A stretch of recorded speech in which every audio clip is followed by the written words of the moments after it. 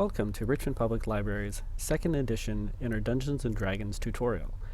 Today we'll be talking about character creation using Roll20 with guest author Tom Angleberger. Tom Angleberger is the author of Origami Yoda and many other novels, and he's going to take us on a journey of creating the Rooster Weasel and the Dog Crab. As well, he has a very special dungeon that he's created for my dog, Grinfin. So stay tuned and learn all about characters with author Tom Angleberger and digital services technician at Richmond Public Library, James.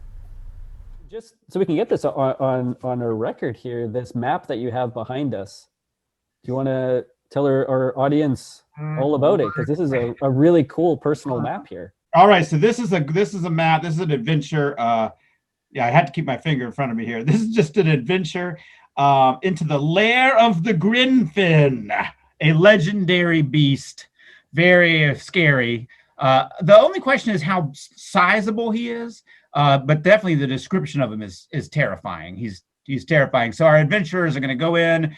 They'll have to find their way through here, through the map. Some clues as to what lies ahead. I love making dungeons, maybe even more than playing the dungeon. This is an example of one done, using a computer-assisted dungeon creation. But here's one I made. Let me turn that off for a second so Sure. we can. Yeah, you bet. So I can't hold anything up. I love to hold stuff up. Okay, I think you're going to see my closet in a second here. I got to turn my background off. Okay, there we go. All right, nothing embarrassing in the background, I hope. Okay, there we go. This is a dungeon, hand-drawn one-pager. Of course, it's not just a dungeon. It starts off down here, and your adventurers have to work your way up the page. And of course, like you're saying, the danger is if they try to go off the page and they end up over there in the closet or something. Oh, of course. But there we go. We're headed to the top. It's called Drought at Dark Falls. And of course, it turns out that some kind of giant monster has plugged up the river. So that's why you've got this dry riverbed that your adventurers have to follow all the way up. I've never played this with anybody. I just had too much fun. I just had a lot of fun making it. Maybe you and I should try to get through there sometime, but Yeah, I like that. I don't know. I just love making it. When I was in the 7th grade or 8th grade, whenever it was, I made my first module, and it was the Lair of the Monkey King. And it was awesome. And nobody wanted to play with me. I played through it myself. And then I gave myself all the experience points. So when the next time I got together with the D&D people, I was like, oh, by the way, I'm now level 50, because I've beaten the Monkey King. And they were like, you can't do that. But I did it. And that may have been when we had the end of my relationship with those people. Yeah, I apologize. I'm off. I get on tangents all the time. I'm sorry. I'll try to be a little more streamlined. Oh, don't. You know what? Tangents are kind of my thing. So I totally understand. That's the best part of a D&D campaign anyway. I mean, who really wants to get the magic crown? You want to go and find, what's in the sewer underneath the tavern. That's the good stuff. Yeah. I was talking about that with Arthur Slade was the other author that that I interviewed. Yeah. And it was funny because we were talking about that very thing, how, when you're writing a D&D campaign, you can spend hours and hours and hours writing it. And then your players decide, oh, we actually want to go this way instead. And it's the way that you haven't prepared for. And you wind up improving, a good hour, 2 hours, 3 hours of play. Yeah. But you can't seem like you're improving. So you have to sort of, fudge it a little bit. And writing books is kind of like that too, where right, you're like, let me check my notes here. Looks like you're up into the swamp of festering doom now. You sure you don't want to turn back? It looks like there's a sign ahead that says turn back now. Maybe you should turn back. Yep. And then they're like, no, we destroy the sign. And we keep on going. Yes. We're going to use the pieces of the sign as a club. This is D&D to me. And you make something like this, and then you figure out, how do I get my people to this point where they've got to fight that dragon? And that's the fun of it all. And it is totally like telling a story and writing a book. Have you ever tried when you're rolling the dice, putting one of those storytelling dice in? Oh, You know now what that I'm talking about? yeah, I do Have you ever actually. I tried have this? them for my creative writing classes. I use them for those. When kids are having trouble figuring out a story, I have them roll the dice. Right, exactly. So this Yeah, is what you do: is you're like, okay, so you've got your guy, you're up against this big dragon. He's got a lot of hit points. He's going to be really tough. So I want you to roll for your first attack, and we're going to put this storytelling dice in there too. And if you can come up with something using whatever comes up on that dice, then we'll roll with it.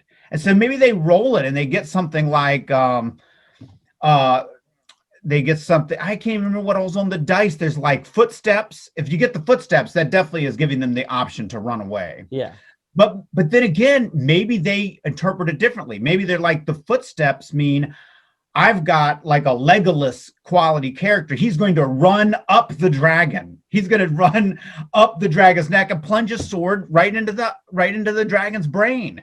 So then your next roll is about that. Does that attack work or not? I it's totally about telling stories, and I'm one of the people. I'm less interested in what comes up in the numbers and more than what comes up in the storytelling. me So too. if I'm the DM, I will let you fudge the numbers in various ways, but you can't fudge the storytelling. Yeah, and quite often too, that's how I give out experience points. So traditional D&D gave out experience points. You kill the dragon, you get 1,000 experience points. To Yeah, me, it's what happens when you get there. What are you adding to the story? That's where the experience points comes from. You do I like something that's that. really interesting, there's where you get your 500 experience points and then your 1,000 experience points. I like it. I like it. Yeah, maybe that was the beginning of your love of writing. Definitely, all that fit in with my. I saw Big Boy over here, and he looked like he was dead. I didn't want anybody to think I had a dead Big Boy. No, he should. Well, Oh, he just he's looks not like doing good. He's not doing great. no, he looks like he's sleeping. He's tired. Okay, there he is. Uh, I used to. That was definitely around the same time that I was writing, and I really enjoyed making that layer of the Monkey King. And I had, it was exactly like telling a story. And that was the same time I started drawing comics, and it all fits together. I mean, sometimes when I write a book, I draw the pictures first. Here I'm drawing the pictures first, and then later we'll figure out how it really works with the hit points and all that stuff. But the important thing is to get the big images down, the big stuff. What would it take for you to like really drop some big experience points? Do you have like something you've had recently where you were like, wow, you guys are getting a lot for that? I like this because now you're interviewing me. This is really cool. Yeah, I'm trying to think. Usually, when a player makes me laugh, for one thing, if they do something really funny. I love it. So I had a player in one of my my longest campaign we just ended it, and it actually went for 3.5 years. Is how long the story went for.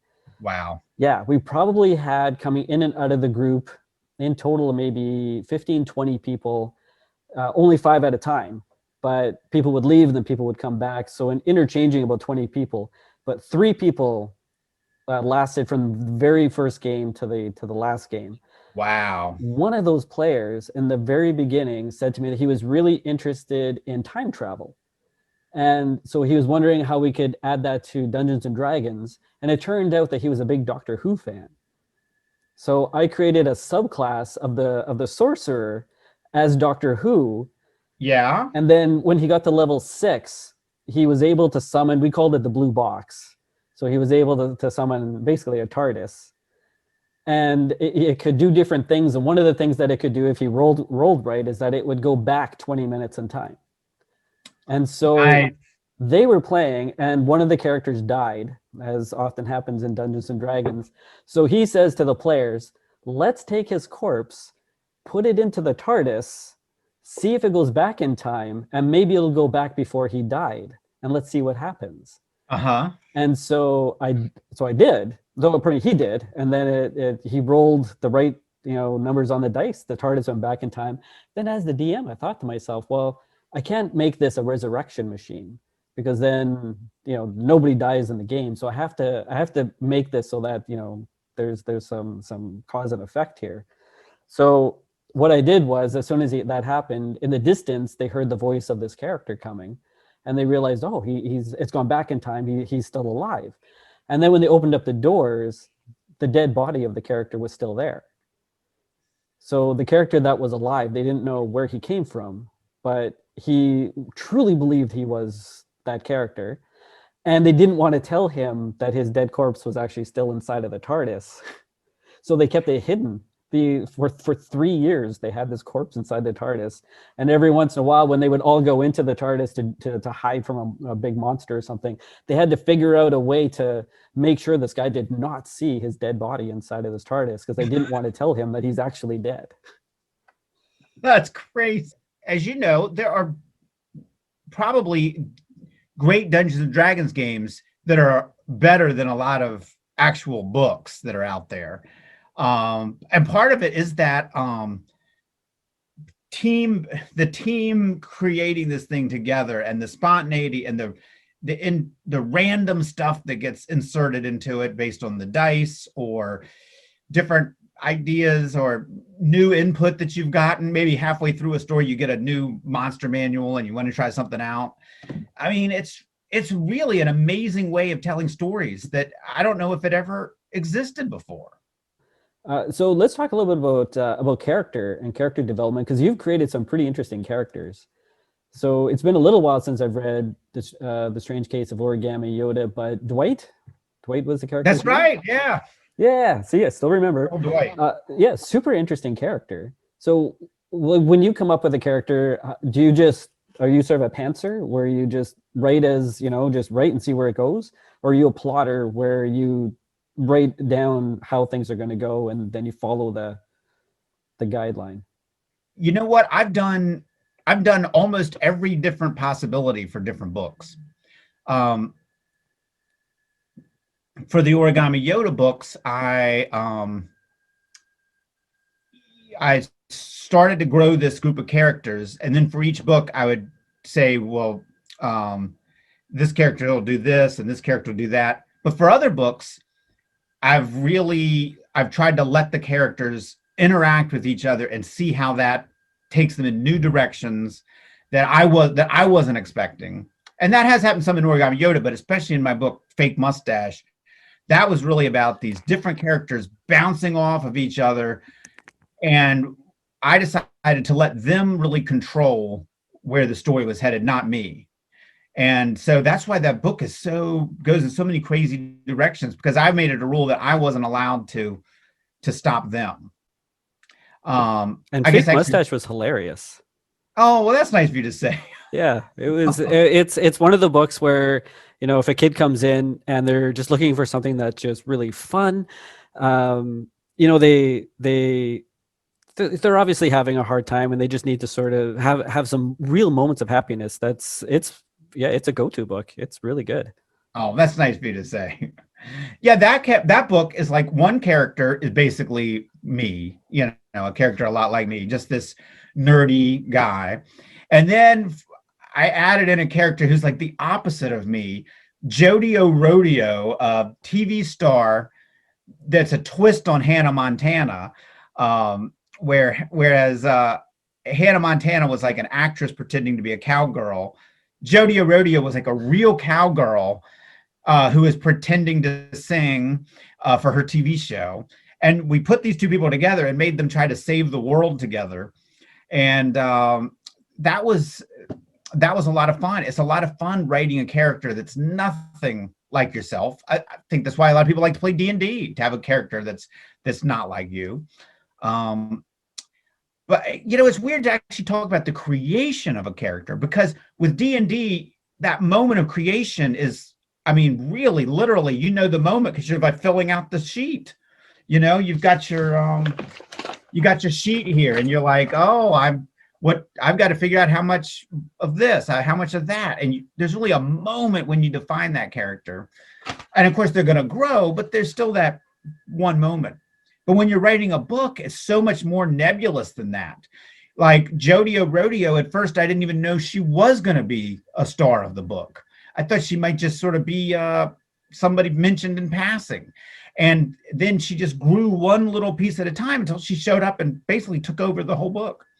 But that's one of the neat things about D&D is that moment when you're like rolling out the character and making choices and drawing the little picture and all of that stuff. I really like that part. I think I could enjoy D&D if it was all dungeon creation and character creation. And you know, I don't necessarily need to go and see the battle through. I just like to come up and do the creation part. Do you enjoy being a player or do you always DM? You know, for the last 3.5 years, I've always been the DM. What I have found, and I think this is important actually, is that if you're always the DM, it's really easy to burn out because you have so much that you have to think about. So I found this year, after 3.5 years, I said to them, this campaign has to end. We have to figure out, you know, a stoppage to it because I was just burnt out from it. We've since started a new campaign that is going to end at the end of February. So shorter campaign, just like 4 months. And then one of my players is actually going to take over as DM. So he's creating his campaign right now. Nice. And it's kind of exciting because two of my players now, they, you know, in starting D&D playing with me, they've now branched off into being DMs themselves. And it's, you know, it's kind of that thing of your story has now inspired them to go and create their own stories. And it's kind of like what happens with you and me to some extent, of being a writer as well, where somebody reads your book and then, you know, especially kids, right? And then they think, I want to write a book too. And then they start writing their own stories. And it's just such a cool transference of, you know, of your love for this craft. Yeah. Yeah, that is awesome. That is an awesome thing. To see somebody, some of my super folders that were, you know, little kids 10 years ago when they read the book, they're in their 20s now. And I hear from them, and one of them sent me early draft of his novel to look at. And another one of them is putting incredible artwork out there. It's really awesome. It's really neat. And I mean, it's half the reason we're doing this, right? It's just to get somebody else to do it down the road. So one of the things I wanted to bring up too, because it's kind of my favorite memory of you actually, is the first time that I met you in person. You were doing a book event here, and you, myself, and Lee Edward Fody met at the IHOP, Yes, in Richmond. And after we had our breakfast and everything, you had your Star Wars tin of papers, and you taught us how to do origami Yoda Darth Vader's. And then some of the people were kind of watching, and they were like, "Oh, what's going on over there? What are they doing?" And you handed them papers so that they could make their own too. And you know, it was one of those moments where I was like, wow, this is a really genuinely nice guy. And it was just, it's whenever people, you know, if I'm introducing your books to patrons at the library, it's actually the story that I tell everybody. I'm like, oh, you should read this guy's books. He's, you know, he's actually really into origami. And I tell them that story because it's such a great memory I have of you. that was fun. I mean, I've been a million places in 10 years. That was one of my fondest memories, was hanging out with you guys. It was just so nice to have a chance to find people who were like me out there. It was great.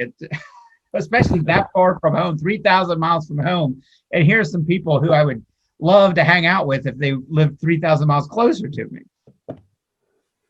All right. You seeing my Photoshop? Yeah. Okay. All right. Where's my magic pen? Okay, here's my magic pen. All right. So here's a little game I like to play. This is a great way to come up with a monster. Okay, I want you to think of an animal, and I'll think of an animal. Okay. And we won't tell each other yet. Okay? You're thinking of an animal? Yes. Okay. All right. It took you a long time to think of an animal. And don't change it on me. Don't change it on me. I had to choose between like 6 different animals there, Okay. but I think All right. I've decided on one.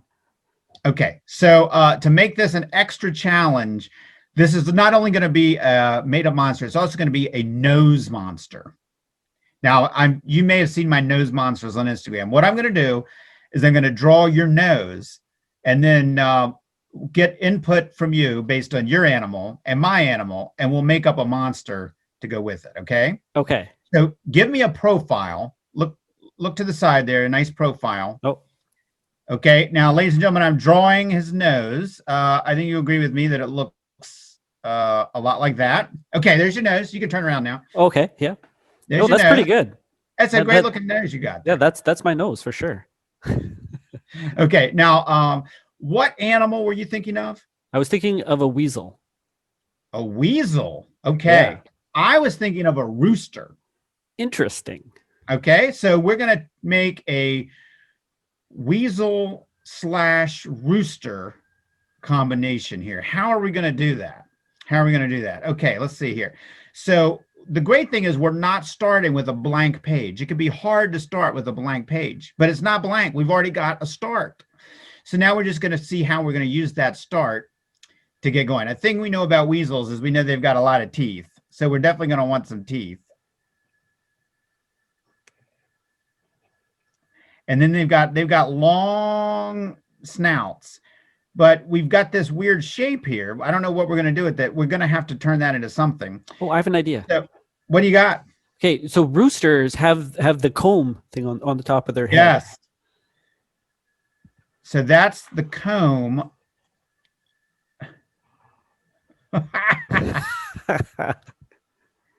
Oh, yes. Oh, I like this. I'm going to use this in my game actually. Okay. All right. And then his body, of course, he flies because he's part chicken.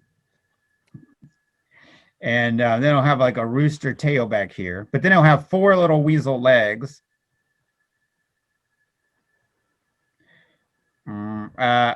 Something that doesn't that didn't work out right. I'm not sure what happened there.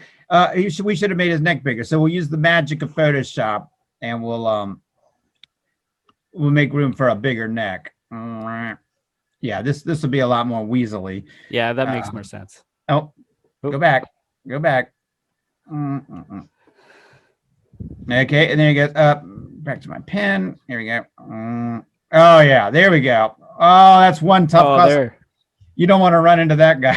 No. What about roosters have that thing on the bottom of their necks too? Totally. Thank you. Thank you for reminding me of that. That would be a wattle, I think. Yeah, I like it. That looks like a weasel and a rooster, totally. It does. It does. And let's see. How many hit points do you think this guy's got? You know, I would think that he would. So in D&D, we always have creature ratings of sort of 1 to 1 and up, like 1 to 25. 25 being your dragons, your gods, things like that. 1 being something like a rat or something. Okay. So I would say this would be like a CR rating of 5. Give this guy 5. Okay. Yeah. So would give him like 20 hit points. 20 HP. Okay. Okay, but let me just add something here. It's a wizard hat. Oh. He's actually a magic chicken weasel.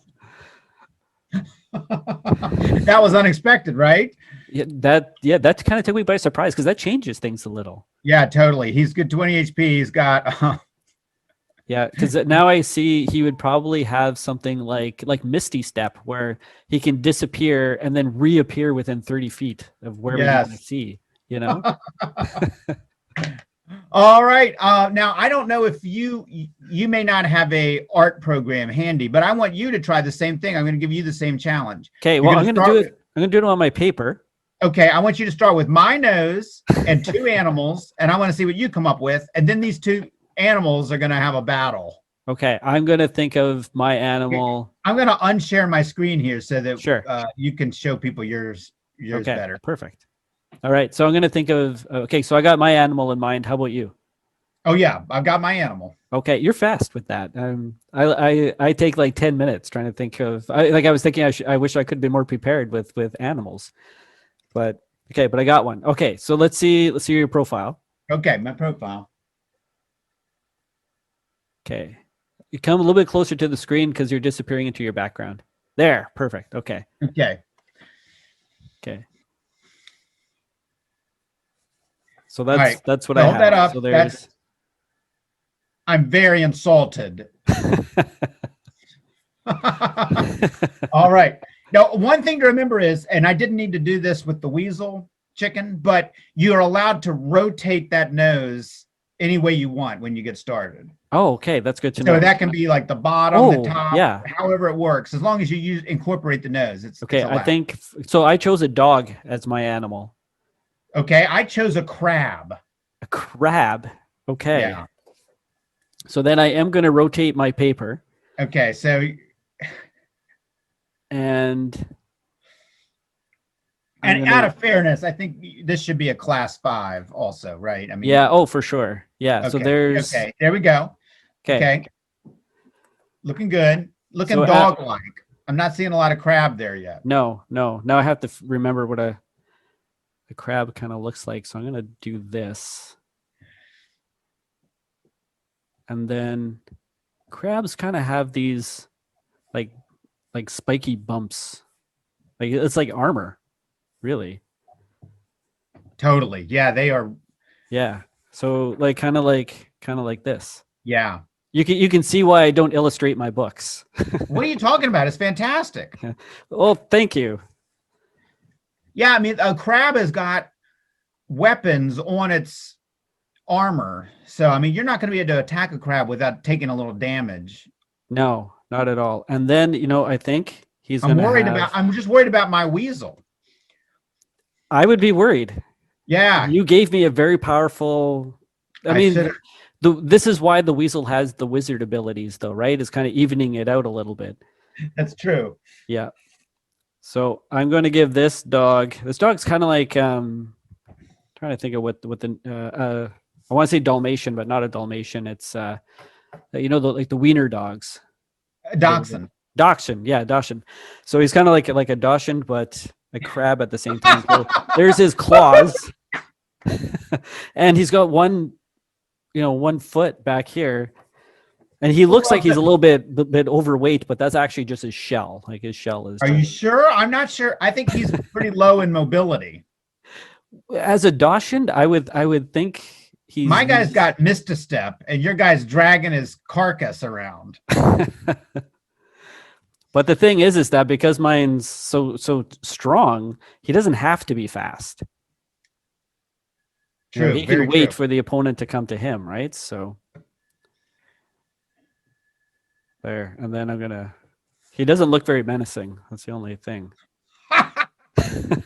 You know what? I think that your crab dog and my weasel chicken they're just going to become friends. It kind of makes sense that they would find a way to coexist together. Yes. Yeah. And then some band of adventurers is going to stumble upon them, and they're going to team up and use their powers together against some band of unlucky adventurers. Yeah. Well, if you look at that map that you hand drew, yeah, I kind of imagine that they're in cahoots with that dragon because they kind of like the fact that all of the water is being kept in that one spot. And they like the pool more than they, Yeah, look at this. We've got I forgot you can't see it very well. We do have a space here where there's 2 to 5 snakes. 2 to 5 snakes. I'm going to change that. It'll be 1 crab dog and 1 chicken weasel. And it's going to be a nasty fight. It's going to be rough. Yeah. They're going to need a good roll with that storytelling dice to get out of that room. For sure. Yeah. No, I like this. I think I'm gonna keep my crab dog for sure. I love talking D&D with you. You've got a enthusiasm. I like your vision of D&D. Sometimes I don't always like everybody's vision of D&D. I like yours a lot. I think we would have a good time if we were in the same neighborhood.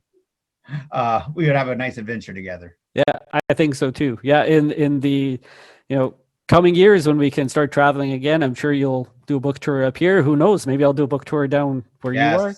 And it'll be great to go to an IHOP again and fold up some characters. That sounds great. Our IHOP is closed, so we'll just we'll have to be in the parking lot. Yeah, you know what? Ours is too. So we might have to have something alternative. For nostalgia, you're right. For nostalgia, we can just go sit in the parking lot and we can. Well, we can do it I'll there. make you pancakes here at the house. Oh, I love pancakes. That's awesome. Why did we waste all this time with D&D? We could have been doing cooking tips. Yeah, the cooking show, the Tom and James cooking show. Yes, that sounds fantastic, actually. All right. All right, I'll see you, Tom.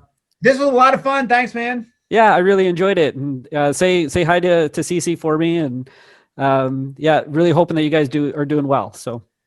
All right, man. All right. All right. We'll see you next time. If you want to play online, you need an easy way to create characters and keep track. This can be done in several ways.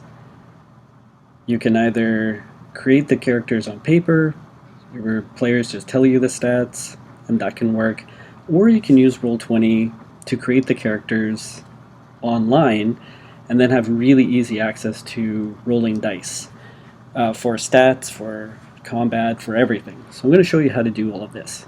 So first, you want to go to the game that you created, and you want to launch game. And in the last tutorial, we made sure that we were using the Dungeons & Dragons character sheet by Roll20, and that's going to make it really easy to create characters in this game. There are two types of characters that as a Dungeon Master you're going to want to create. So last tutorial we created our monsters, which were the orcs. You also might want to create NPCs, which are non-player characters. These are the characters that the Dungeon Master plays, and only the Dungeon Master plays. So your players play sort of the main characters, and you play everybody else. So we're going to go to Add, and we have three choices: Character, Handouts, and Folders. You can create folders to keep easy track of things if you have a lot of different types of characters. So you could create a folder for monsters, a folder for characters, a folder for NPCs. I'm not going to use the folders, and I'm going to go right to character. We'll talk about handouts in another tutorial. This looks just like the monster sheet. Works exactly the same way. For an NPC, a non-player character, you're going to need to come up with a name. In players' journals, it's only going to be you because you're the one controlling it. Can be edited and controlled by, again, just you. You could use tags if you're going to be, if you have 500 NPCs, you need to search really quickly. You could tag it with the city that it comes from, or the type of character it is, something like that. And then it just makes it easier to find. I'm not going to have that many NPCs. I've never had that many NPCs, so I'm not going to have anything like that. The avatar is the picture that you can use to show your players if you want to have a really easy way of saying, hey, here's what he looks like. Your default token is the token on the map that you're using to show where your NPC is. And then if you scroll down, you can add in your biography and information of the character and any GM notes. And the GM notes are only ever visible to you, so you can make notes of the relationship between your NPC and the PCs. If you have trouble coming up with a name, Roll20 will give you a temporary name, or you can use programs like the Fantasy Name Generator. And if I scroll down, I can find Elf.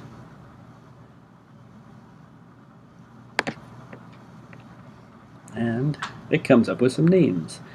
So I am going to call mine, I kind of like Kelcan.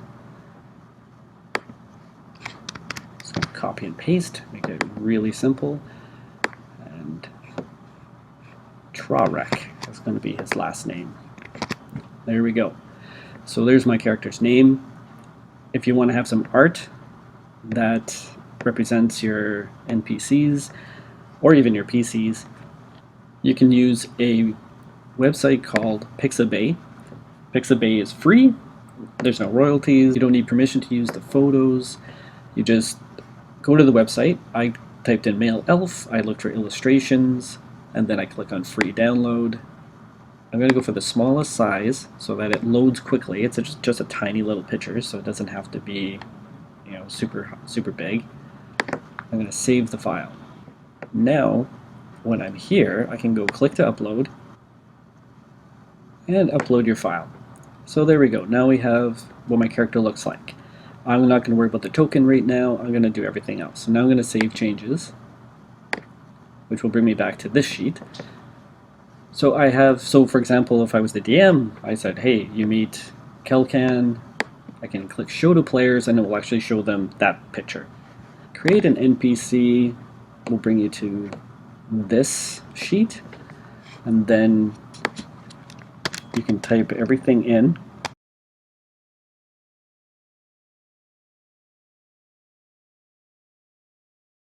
So I'm not going to type in everything right now because I'm not actually playing him as a character, but as you can see, as I fill it out, down here in the character sheet, everything is starting to pour it in. I can also click in actions, if he has an attack action, if he has a weapon, something like that, even a spell, then this is where that goes. Now the only thing that I need is to have a token that will work with this particular character. So to do that, I'm going to go back to the art library, and I'm going to go to premium assets, free assets, characters. If I don't like any of these, I can also have the option of going to my library and upload. Once it tells me that the upload is complete, I can close the box, and I have the character right here. I'm going to bring him over to here, click on him to select him, and then we go back to the journal, click on the NPC,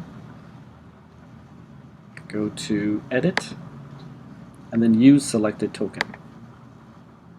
And that now represents my character. And now when I'm ready to play this character, when I want the information, I can click on the character, make sure you click on this cogwheel to get rid of that, and then you only see the information that you need.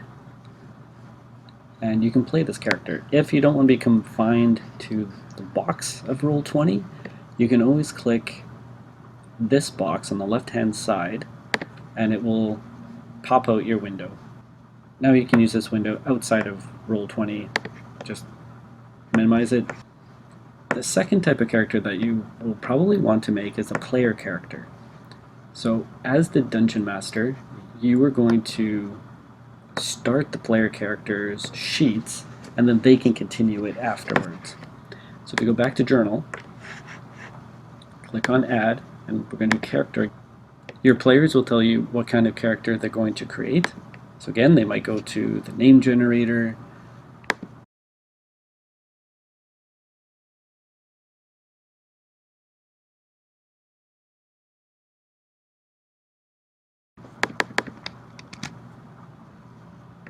this time, instead of saying Dungeon Master, you would have another name here for your player who's logged in, and then you would say it to them. So right now I'm going to say all players, but we're going to imagine that that's a player who's playing with us. So we're not going to worry about the token right now, but again, we might want to have a file to upload that represents the character.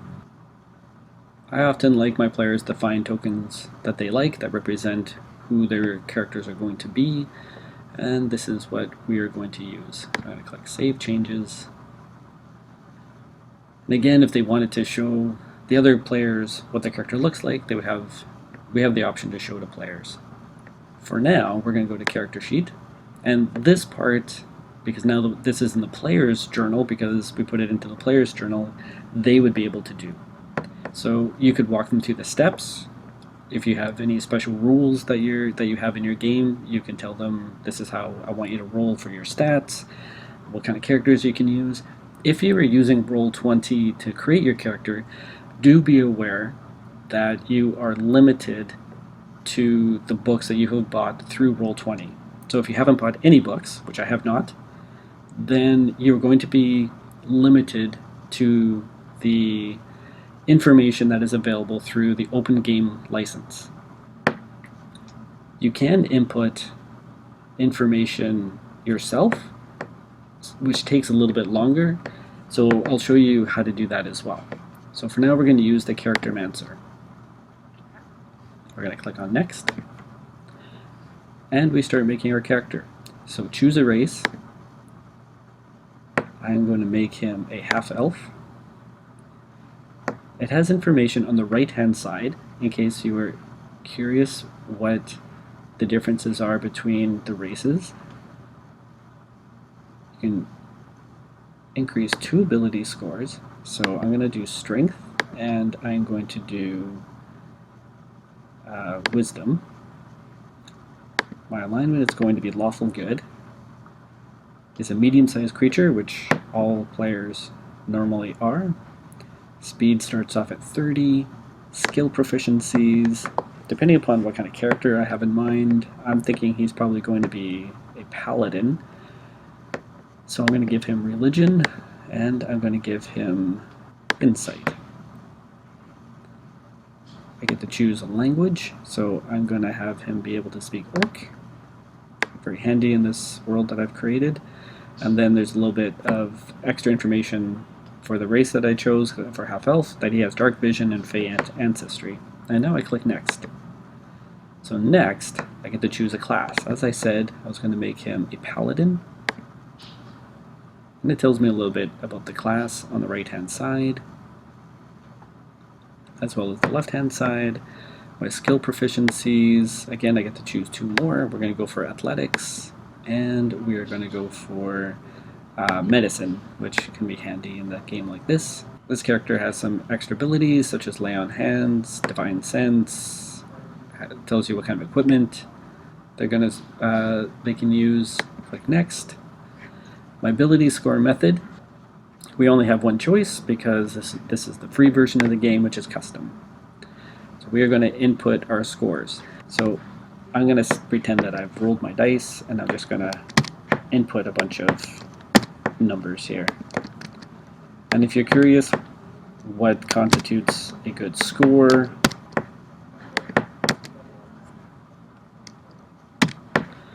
you can see on the right-hand side a little bit about all of the stats. I'm going to click Next. Now I get to choose a background. Again, I only have one choice. If I wanted to input something from, say, if I bought a hardcover copy of the book, then I can go to Custom, and you can always import it this way as well. Just for time's sake, I'm just going to choose Acolyte. And here is all of my choices here. My languages, I'm going to choose these ones. My personality traits, I'm going to click Roll for something random. These can often be fun if your players play these personality traits and ideals and bonds and flaws as an added role-playing bonus, and then you can give out experience based on how well they do that.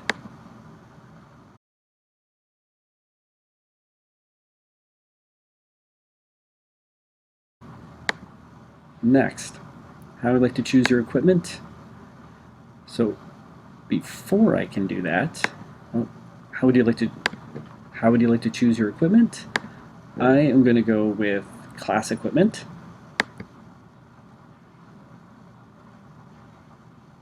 Because he's a paladin, I am going to have him have a shield, and I'm going to have him have a sword. I like having the javelin, gives him something to throw, and the explorer's pack. And if you're curious what any of this is, again, you can go to the right-hand side and you can always look it up. You can also go, remember, to the compendium, and you can look it up there as well. Prayer book or prayer wheel, I'm going to go for the book. And then I'm going to click Next. And Next. And I don't have any feats because I'm only level 1. And here we go, we're almost there. So now I'm going to choose all of the physical things that are going to make my character fun to play.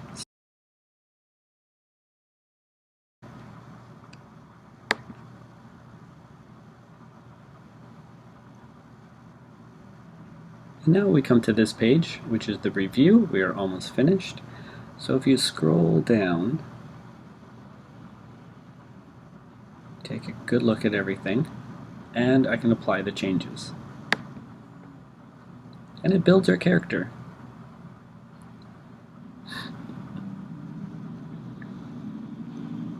So here we go.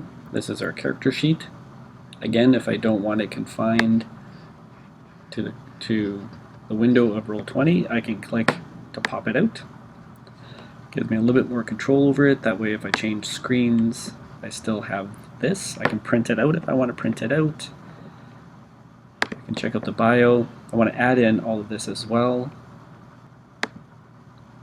And any spells, which I don't have any spells. And that's how you build a player character. So now this would be a character that your player can play. However, just like your NPC needed a token and your orcs needed a token, so does your player characters. So I'm going to go back to my journal. I have the token that I uploaded earlier. I'm going to put that token. My players are going to start over here on the map, and then I will click on the journal, go back to the player character, click on edit, scroll up, use selected token, and save changes. I'm going to close this because I don't need that window open. But the players still do not have control over it.